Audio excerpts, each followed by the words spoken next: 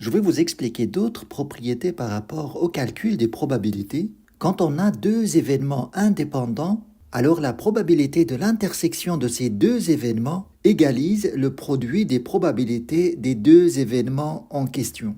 La probabilité de A inter B égale la probabilité de A fois la probabilité de B. Ça signifie quoi, deux événements indépendants? Ça signifie d'une manière simple que la réalisation de l'événement A ne dépend pas de la réalisation de l'événement B. C'est-à-dire qu'il n'y a aucune influence dans la réalisation de l'un ou l'autre événement. On peut vérifier par exemple la probabilité de A inter B dans ce cas précis ici. On lance ce dé et on note l'événement A, obtenir un nombre pair, 2, 4 ou bien 6, et l'événement B, obtenir un multiple de 3. Vous avez 3 ou bien 3 fois 2, c'est-à-dire 6. L'intersection entre ces deux événements est claire et formée par un seul résultat, à savoir le 6. Je vous rappelle que la notion de l'intersection entre deux événements A et B est constituée par les résultats partagés entre A et B.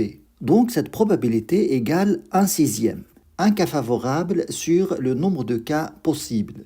On calcule maintenant la probabilité de A. Cette probabilité égale 3/6, car vous avez ici 3 cas favorables sur 6. Et ça fait 1,5. On calcule maintenant la probabilité de B. Cette probabilité égale 2/6, c'est-à-dire 1 tiers. Vous voyez bien ici que si vous faites le produit de 1 tiers fois 1,5, vous allez obtenir 1/6.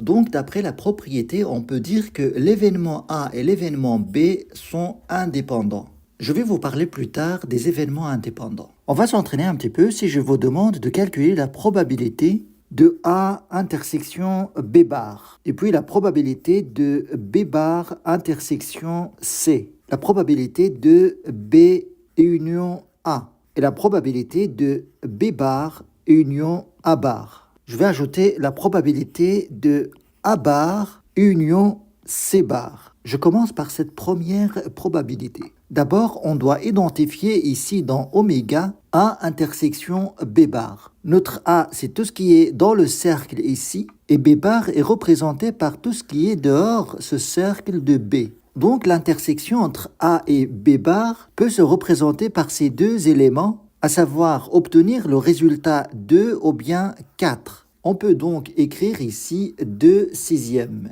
et ça fait 1 tiers pour cette probabilité. Maintenant, B bar intersection C. B bar, c'est ce qui est dehors le cercle B, et l'événement C est représenté par le résultat 1 et 5. Eh bien, vous voyez bien que cette intersection donne l'événement C, qui est composé de deux résultats. Donc, cette probabilité, ça fait la même chose que l'autre 2/6 ou bien 1 tiers. Maintenant, la probabilité de B union A. Je vous rappelle que cette notion de l'union en probabilité, ça signifie réaliser un événement ou bien l'autre. Donc cette union est représentée par tous les résultats qui se trouvent à l'intérieur de A et à l'intérieur de B. Ici, on compte combien il y en a. 1, 2, 3, 4. Cette probabilité égale donc 4/6, ce qui fait 2 tiers. Je passe à cette probabilité B bar union A bar. Comme je vous avais dit, B bar, c'est tout ce qui est dehors B, c'est ici, et A bar est constitué de tout ce qui est dehors le cercle A, ici. Vous voyez bien qu'avec cette union, on va avoir combien de résultats possibles? Vous avez 1, 2, 3, 4, 5. Il n'y a que le 6 qui ne rentre pas dans cette union. On va dire donc que la probabilité de B bar union A bar égale 5/6. On va voir la dernière probabilité. A bar, c'est tout ce qui est dehors le cercle A. Et C bar, c'est tout ce qui est dehors le cercle C. Vous voyez bien que cette union, en fait, ça va donner l'univers. Peu importe le résultat obtenu, en fait, on va se retrouver soit avec A bar ou bien C bar. On va dire donc que cette probabilité égale la probabilité de l'oméga égale 1, c'est-à-dire 100%.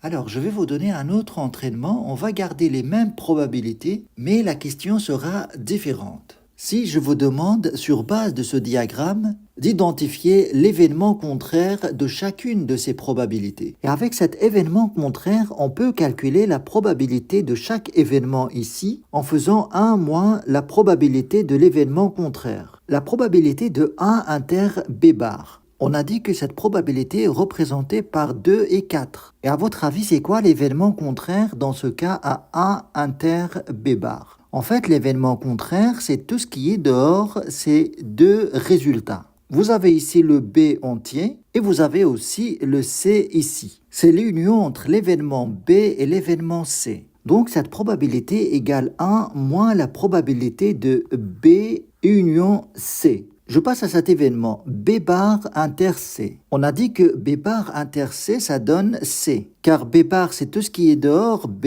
intersection C, donc on va se retrouver avec les résultats de C. Eh bien, l'événement contraire de B bar inter C n'est rien d'autre que l'union entre B et A. On peut écrire donc ici 1 moins la probabilité de A union B. Je passe à B union A. Là, c'est clair, on se retrouve ici. Donc, l'événement contraire à B union A est représenté par l'événement C. Donc, cette probabilité égale 1 moins la probabilité de C. Vous voyez qu'un diagramme de cette manière simplifie énormément la compréhension en fait de ces probabilités. On va voir maintenant B bar union A bar. B bar, c'est tout ce qui est dehors B. Et A bar, c'est tout ce qui est dehors A. Et l'union entre ces deux événements, c'est tous les résultats ici. Et qu'est-ce qui reste en dehors de ces résultats? C'est l'intersection entre A et B. On peut noter donc cette probabilité sous la forme 1 moins la probabilité de l'intersection entre A et B. Je passe à la dernière probabilité. Vous avez A bar, c'est-à-dire ce qui est dehors A, et C bar, c'est-à-dire ce qui est dehors C. Et l'union des deux événements, ça fait oméga. Et c'est quoi l'événement contraire à oméga? Eh bien, cet événement, c'est l'événement vide. On peut écrire donc cette probabilité 1 moins la probabilité d'un ensemble vide.